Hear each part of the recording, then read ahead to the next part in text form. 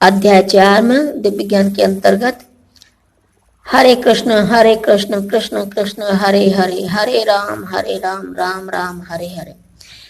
ये मंत्र क्या सिद्ध करता है जानते हैं। प्रश्न। आज हम श्रीमद् भगवत गीता में अध्याय 4 दिव्य ज्ञान के अंतर्गत आगे बढ़ते हैं। ब्रह्म विद्या का पर्याप्त ज्ञान न होने के कारण हम माया से आवृत हैं, इसलिए हम अपने को कृष्ण से पृथक सोचते हैं। यद्यपि हम कृष्ण के भिन्न अंश हैं, किंतु तो भी हम उनसे भिन्न नहीं हैं। जीवों का शारीरिक अंतर माया है अथवा वास्तविक सत्य नहीं है। हम सभी कृष्ण को प्रसन्न करने के निमित्त हैं। केवल माया के कारण ही अर्जुन ने सोचा कि उसके स्वजनों से उसका क्षणिक शारीरिक संबंध कृष्ण के शाश्वत आध्यात्मिक संबंधों से अधिक महत्वपूर्ण है। गीता का संपूर्ण उपदेश इसी ओर लक्षित है कि कृष्ण का नित्य दास होने के कारण जीव उनसे पृथक नहीं हो सकता। कृष्ण से अपने को विलग मानना ही माया कहलाती है। पर ब्रह्मा के भिन्न अंश के रूप में जीवों को एक विशिष्ट उद्देश्य पूरा करना होता है। उस उद्देश्य को बुलाने के कारण ही वे अनादिकाल से मानव, पशु, देवता आदि देहों में स्थित है। ऐसे शारीरिक अंतर भगवान की दिव्य सेवा के विस्मरण से जनित है। किंतु जब कोई कृष्ण भावनामृत के माध्यम से दिव्य सेवा में लग जाता है तो वह इस माया से तुरंत मुक्त हो जाता है। ऐसा ज्ञान केवल प्रामाणिक गुरु से ही प्राप्त हो सकता है और इस तरह वह इस भ्रम को दूर कर सकता है कि जीव कृष्ण के तुल्य है। पूर्ण ज्ञान तो यह है कि परमात्मा कृष्ण समस्त जीवों के परम आश्रय हैं और इस आश्रय को त्याग देने पर जीव माया द्वारा मोहित होते हैं, क्योंकि वे अपना अस्तित्व पृथक समझते हैं। इस तरह विभिन्न भौतिक पहचानों के मानदंडों के अंतर्गत वे कृष्ण को भूल जाते हैं। किंतु जब ऐसे मोहग्रस्त जीव कृष्ण भावना अमृत में स्थित होते हैं तो यह समझा जाता है कि वे मुक्ति पथ पर हैं, जिसकी पुष्टि भागवत में 2.10.6 में की गई है। मुक्ति का अर्थ है कृष्ण के नित्य दास रूप में, यानी कि कृष्ण भावनामृत में अपनी स्वाभाविक स्थिति पर होना।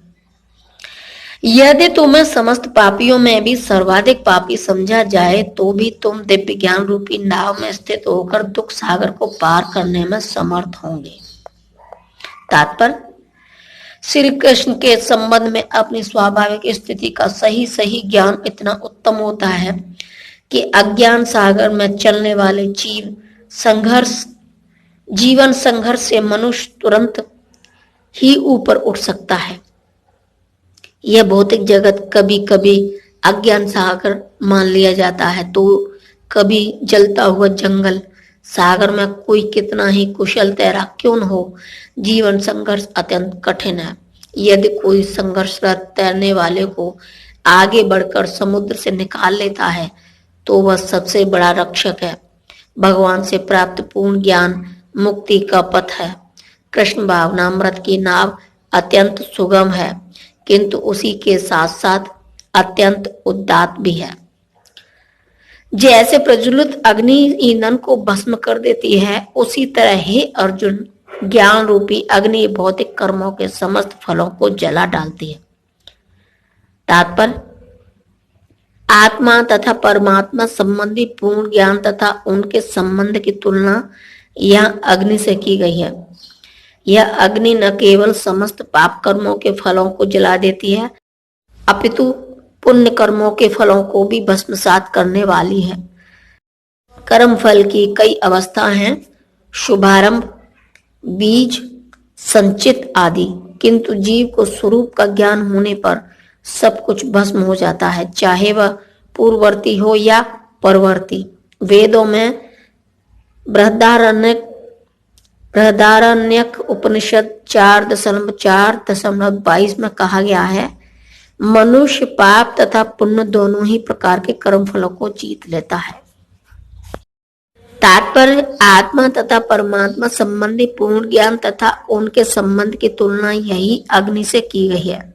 यह अग्नि न केवल समस्त पाप कर्मों के फलों को जला देती है, अपितु पुण्य कर्मों के फलों को भी भस्मसात करने वाली है। कर्मफल की कई अवस्थाएं हैं, शुभारंभ, बीज, संचित आदि, किंतु जीव को स्वरूप का ज्ञान होने पर सब कुछ भस्म हो जाता है, चाहे वह पूर्ववर्ती हो या परवर्ती। वेदों में बृहदारण्यक उपनिषद 4.4.22 में कहा गया है, मनुष्य पाप तथा पुण्य दोनों ही प्रकार के कर्म फलों को जीत लेता है। इस संसार में दिव्य ज्ञान के समान कुछ भी उदात्त तथा शुद्ध नहीं है। ऐसा ज्ञान समस्त योग का परिपक्व फल है। जो व्यक्ति भस्म सिद्ध हो जाता है वह यथा समय अपने अंतर में इस ज्ञान का आस्वादन करता है। तात्पर्य, जब हम दिव्य ज्ञान की बात करते हैं तो हमारा प्रयोजन आध्यात्मिक ज्ञान से होता है। निसंदेह दिव्य ज्ञान के समान कुछ भी उदात्त तथा शुद्ध नहीं है। अज्ञान ही हमारे बंधन का कारण है और ज्ञान हमारी मुक्ति का। यह ज्ञान भक्ति की परिपक्व फल है। जब कोई दिव्य ज्ञान की अवस्था प्राप्त कर लेता है तो उसे अन्यत्र शांति खोजने की आवश्यकता नहीं रहती, क्योंकि वह मन ही मन शांति का आनंद लेता रहता है। दूसरे शब्दों में, ज्ञान तथा शांति का पर्यवसान कृष्ण भावनामृत में होता है।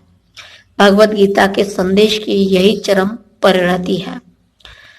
जो श्रद्धालु दिव्य ज्ञान में समर्पित हैं और जिसने इंद्रियों को वश में कर लिया है, वह इस ज्ञान को प्राप्त करने का अधिकारी है और इसे प्राप्त करते ही वह तुरंत आध्यात्मिक शांति को प्राप्त होता है।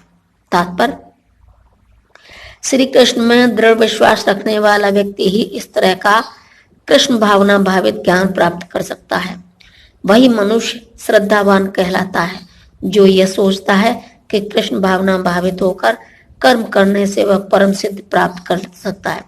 यह श्रद्धा भक्ति के द्वारा तथा हरे कृष्ण कृष्ण कृष्ण हरे हरे, हरे राम राम राम हरे हरे मंत्र के जाप द्वारा प्राप्त की जाती है, क्योंकि इससे हृदय की सारी भौतिक मलिनता दूर हो जाती है।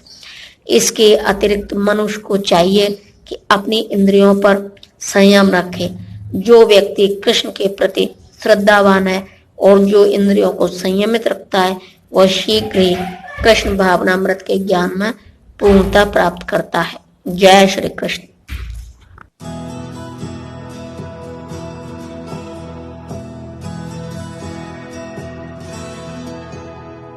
La